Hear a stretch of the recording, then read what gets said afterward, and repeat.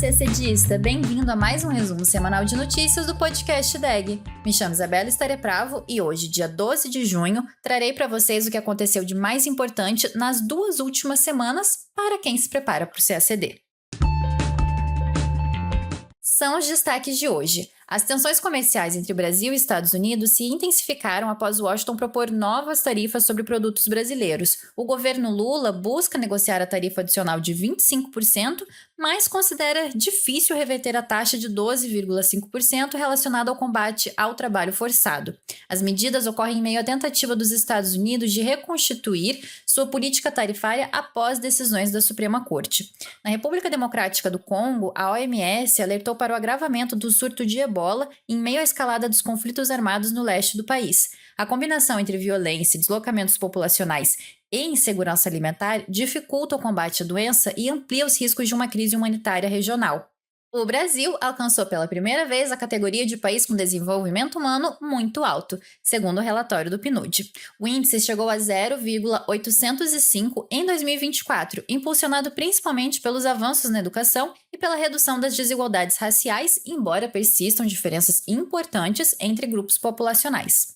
O chanceler Mauro Vieira cumpriu a agenda diplomática na Europa, com reuniões na OCDE, OMC e em Luxemburgo. O Brasil defendeu o fortalecimento do sistema multilateral de comércio, ampliou o diálogo sobre financiamento climático e reforçou sua estratégia de atuação em temas de governança global e desenvolvimento sustentável. Em Pequim, Brasil e China avançaram na parceria estratégica bilateral. A China reconheceu todo o território brasileiro como livre de febre aftosa, medida considerada histórica para o agronegócio, enquanto os dois países ampliaram a cooperação comercial e políticas em fóruns multilaterais. E temos notas curtas. A Alemanha ficou de fora do Conselho de Segurança da ONU pela primeira vez. O Brasil foi eleito para o Conselho Econômico e Social da ONU, o ECOSOC, para o mandato de 2027-2029. A Corte Internacional de Justiça reconheceu o direito de greve como protegido pela Convenção número 87 da OIT. E o Itamaraty celebrou os 3 anos de consenso de Brasília, destacando avanços na integração sul-americana e o lançamento do Observatório Sul-Americano de Infraestrutura. Brasil novamente tarifado. As tensões comerciais entre Brasil e Estados Unidos ganharam força nesta semana após Washington abrir 2 frentes simultâneas de pressão contra produtos brasileiros. A primeira envolve a proposta de uma tarifa adicional de 25% sobre parte das exportações brasileiras, após uma investigação do escritório do representante comercial dos Estados Unidos, o USTR. O órgão concluiu que o Brasil mantém práticas consideradas irrazoáveis ou restritivas ao comércio americano, citando questões como o PIX, regulação de plataformas digitais, acesso ao mercado de etanol, proteção à propriedade intelectual, combate à corrupção e desmatamento ilegal. O governo brasileiro contesta as acusações e tenta negociar um acordo antes de 15 de julho, prazo estabelecido pelos americanos para uma decisão final. Brasília argumenta que os Estados Unidos mantêm superávit comercial na relação bilateral e que a tarifa média aplicada pelo Brasil aos produtos americanos é de apenas 2,7%, o que enfraqueceria a justificativa para novas barreiras comerciais. Lembrando que o Brasil já tinha também apresentado esses mesmíssimos argumentos lá no primeiro tarifaço no ano passado. Ao mesmo tempo, o STR também propôs uma nova tarifa de 12,5% sobre produtos brasileiros, sob o argumento de que o país não combate adequadamente a importação de bens produzidos com trabalho forçado. O Brasil foi incluído em uma lista de 59 países, além da União Europeia, que receberam recomendações semelhantes. Entre os atingidos estão aliados históricos de Washington, como Japão, Reino Unido, Austrália, Índia e Israel. O governo Lula reagiu com críticas e afirmou que o Brasil é reconhecido internacionalmente pelo combate ao trabalho análogo à escravidão. O Ministério do Desenvolvimento, Indústria, Comércio e Serviços classificou a medida como protecionista e indicou que poderá recorrer à Lei de Reciprocidade Econômica caso as tarifas sejam efetivamente implementadas. Analistas observam que as 2 iniciativas surgem após a Suprema Corte dos Estados Unidos limitar o uso dos poderes emergenciais que vinham sustentando parte da política tarifária do presidente Donald Trump. Na avaliação de especialistas ouvidos pela BBC e pelo Financial Times, o governo americano estaria buscando novos fundamentos legais para manter barreiras comerciais anteriormente derrubadas pela justiça. A própria abrangência das medidas reforça essa interpretação. A tarifa ligada ao trabalho forçado atinge praticamente todos os principais parceiros comerciais dos Estados Unidos, responsáveis por mais de 99% das importações americanas. Apesar do endurecimento do discurso, o governo brasileiro considera considera que ainda existe espaço para negociação na questão da tarifa de 25%, mas avalia como pouco provável a reversão da tarifa de 12,5%, justamente por se tratar de uma medida aplicada a dezenas de países simultaneamente e que parece fazer parte de uma estratégia mais ampla de reconstrução da política tarifária americana. Surto de ebola na República Democrática do Congo se agrava em meio a conflito armado e crise humanitária. A Organização Mundial da Saúde alertou que a República Democrática do Congo enfrenta uma combinação perigosa entre a disseminação do vírus ebola e a escalada da violência armada no leste do país. Segundo o diretor-geral da OMS, Tedros Adhanom, o surto da variante Bundibugyo do ebola está avançando rapidamente na província de Ituri, uma região marcada por confrontos entre grupos armados, deslocamentos populacionais e insegurança alimentar. A OMS afirma que os conflitos dificultam o rastreamento de contatos, o isolamento de casos e o acesso das equipes de saúde às comunidades afetadas. De acordo com a agência da ONU, mais de 900 casos suspeitos e mais de 220 mortes suspeitas já foram registrados no país, embora apenas uma morte tenha sido confirmada laboratorialmente até o momento. O surto também já ultrapassou as fronteiras congolesas, em casos confirmados em Uganda. Essa variante não possui vacina nem tratamento aprovados. A crise sanitária ocorre em uma das regiões mais instáveis da África. A OMS destaca que grupos armados como as Forças Democráticas Aliadas, conhecidas como ADF, as milícias Codeco e o grupo M23 têm restringido o acesso humanitário e atacado infraestruturas civis, incluindo unidades de saúde. Além da violência, a fome agrava a situação. Segundo os dados citados pela OMS, quase 10 milhões de pessoas nas províncias de Ituri, Kivu do Norte, Kivu do Sul e Tanganyika enfrentam insegurança alimentar aguda. Em todo o país, cerca de 26 milhões e meio de pessoas sofrem com altos níveis de insegurança alimentar. A organização Human Rights Watch também manifestou preocupação com a resposta ao surto. Em relatório divulgado neste mês, a entidade afirmou que anos de conflito, abusos e negligência enfraqueceram o sistema de saúde e reduziram a confiança da população nas autoridades. A organização defende que o combate ao ebola priorize o engajamento das comunidades locais e limite a participação das forças de segurança para evitar a repetição de problemas observados durante surtos anteriores. A Human Rights Watch destacou ainda que ataques recentes a centros de tratamento em Ituri refletem a desconfiança de parte da população em relação às medidas adotadas pelas autoridades sanitárias. A entidade também alertou para os impactos dos cortes no financiamento internacional à saúde, que teriam reduzido a capacidade de vigilância epidemiológica e de mobilização rápida diante da emergência. Diante do agravamento da situação, a OMS pediu um cessar-fogo imediato para permitir que equipes médicas e humanitárias tenham acesso seguro às áreas afetadas. Segundo Tedros, conter a transmissão do ebola depende diretamente da garantia de acesso humanitário às comunidades em risco. Brasil entra pela primeira vez na categoria de desenvolvimento humano muito alto, aponta PNUD. O Brasil alcançou em 2024 o maior índice de desenvolvimento humano municipal da sua história e passou a integrar pela primeira vez o grupo de países com desenvolvimento humano considerado muito alto. Segundo o relatório Radar IDHM, divulgado pelo Programa das Nações Unidas para o Desenvolvimento, o índice brasileiro chegou a 0,805 no ano passado, superando a marca de 0,744 registrada em 2012. O Índice de Desenvolvimento Humano Municipal avalia 3 dimensões principais: saúde e longevidade, educação e renda. De acordo com o estudo, o principal fator responsável pelo avanço do Brasil foi a educação, cujo indicador passou de 0,679 para 0,798 entre 2012 e 2024. Durante a apresentação do relatório em Brasília, a coordenadora da Unidade de Desenvolvimento Humano do PNUD no Brasil atribuiu parte desse resultado ao impacto de políticas públicas de transferência de renda, especialmente o Bolsa Família. Segundo ela, o programa contribui para manter crianças na escola e ampliar as oportunidades educacionais para famílias de baixa renda. O relatório também aponta uma redução das desigualdades raciais. Entre 2012 e 2024, o IDHM da população negra cresceu 10,3%, quase o dobro do registrado entre a população branca, que avançou 5,5%. Apesar da redução da diferença, o índice da população branca permanece superior, com 0,851, enquanto o da população negra chegou a 0,774. Outro destaque do levantamento é o avanço de estados do Nordeste. Alagoas, Piauí e Rio Grande do Norte lideraram o crescimento proporcional do índice no período, enquanto 7 regiões metropolitanas nordestinas já alcançaram o patamar de desenvolvimento humano muito alto. Entre elas estão Natal, Aracaju, Teresina, Recife, São Luís, Salvador e João Pessoa.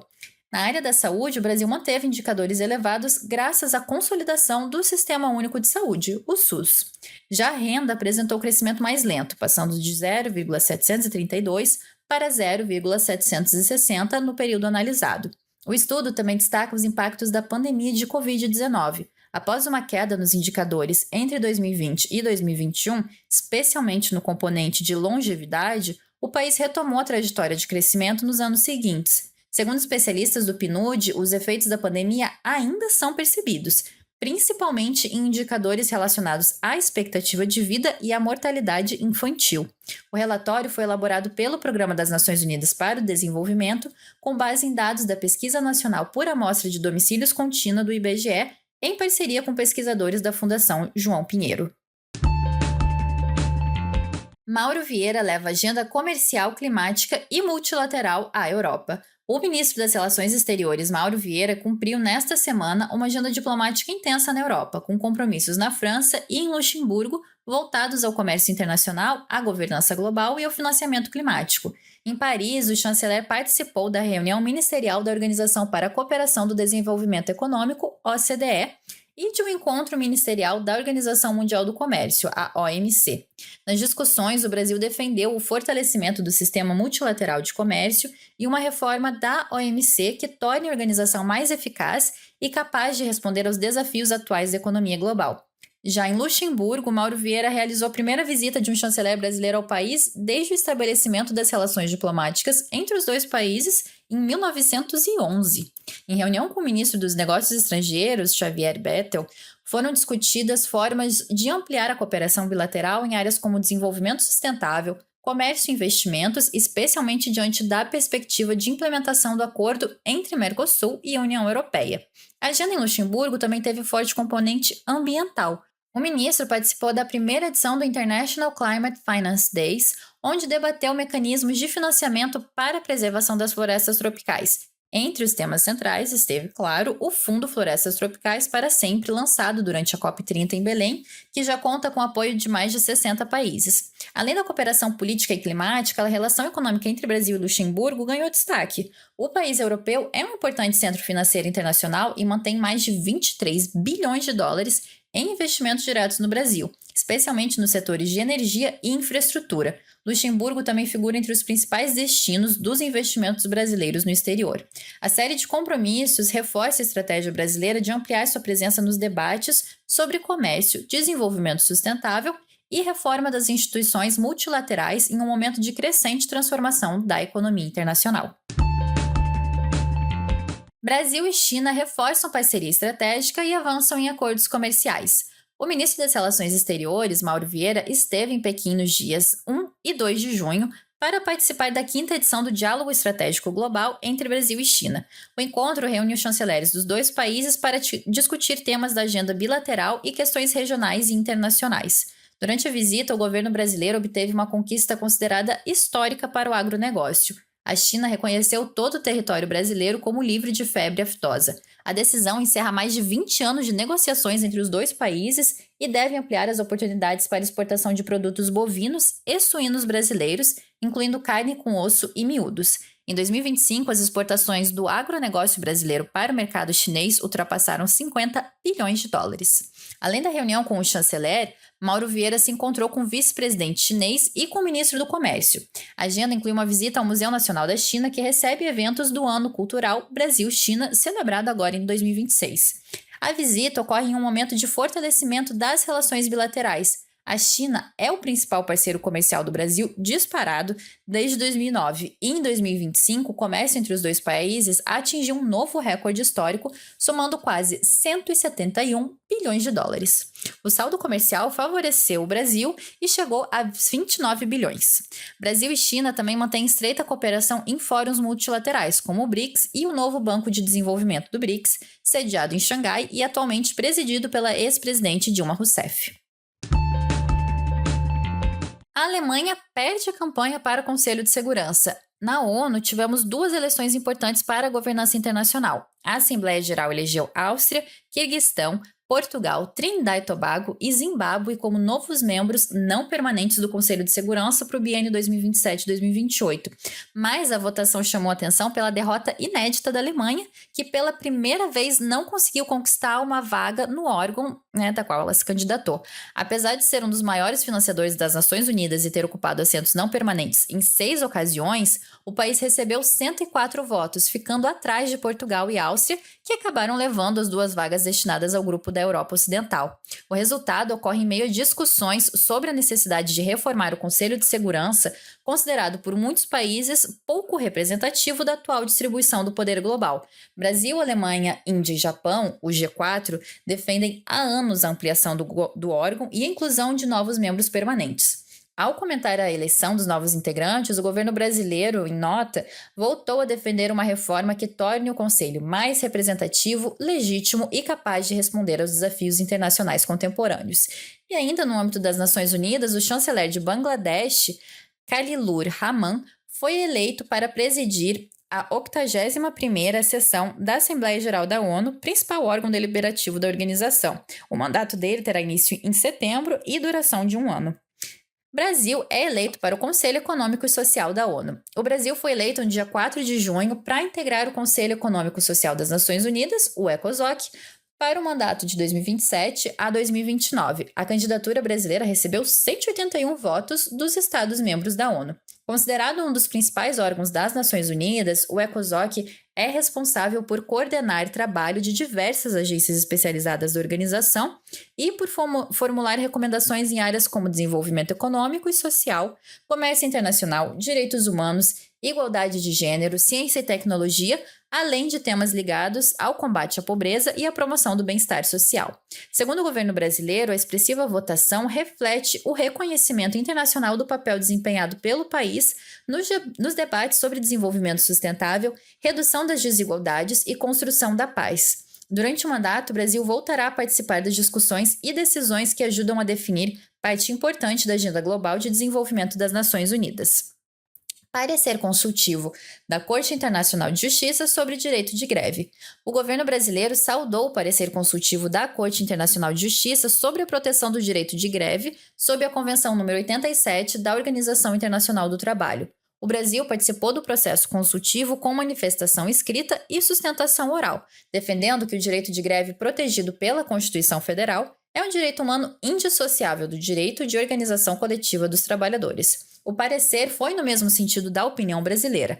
A Corte entendeu que o direito de greve está protegido pela Convenção número 87 sobre liberdade sindical, uma vez que o instrumento assegura às organizações de trabalhadores o direito de organizar suas atividades e defender seus interesses, reconhecendo assim que a possibilidade do recurso à greve é instrumento essencial de liberdade sindical. Itamaraty celebra aniversário do Consenso de Brasília. No dia 30 de maio, Itamaraty publicou uma nota celebrando o 3º aniversário do Consenso de Brasília, mecanismo regional que deu novo impulso ao processo de integração sul-americana. Aprovado por iniciativa do presidente Luiz Inácio Lula da Silva, durante a reunião de presidentes da América do Sul, realizada em 30 de maio de 2023, o Consenso de Brasília promove cooperação em 15 áreas com impacto direto na vida cotidiana da população. A nota do Itamaraty destacou o lançamento, no último dia 18 de março, do Observatório Sul-Americano de Infraestrutura, plataforma digital que reúne pela primeira vez dados georreferenciados sobre transporte, logística e infraestrutura em todos os países da América do Sul. A iniciativa contribui para o planejamento integrado e sustentável da região e estimula o aumento da sua competitividade. O Consenso de Brasília também vem atuando nas áreas de saúde, educação, infraestrutura, conectividade digital, energia, integração produtiva, gestão integral de riscos de desastres e combate ao crime organizado transnacional. E assim a gente encerra mais uma semana agitada na política internacional e na diplomacia brasileira. O resumo semanal de notícias do podcast DEG está disponível no YouTube e nas principais plataformas de áudio e vídeo. Não esqueça de nos seguir, comentar o que achou do nosso episódio de hoje e, claro, sugestões são sempre bem-vindas. Compartilhe com seus colegas CSDistas também. Aproveite os conteúdos de DEG, obrigada pela companhia, foco nos estudos e até semana que vem. Tchau, tchau!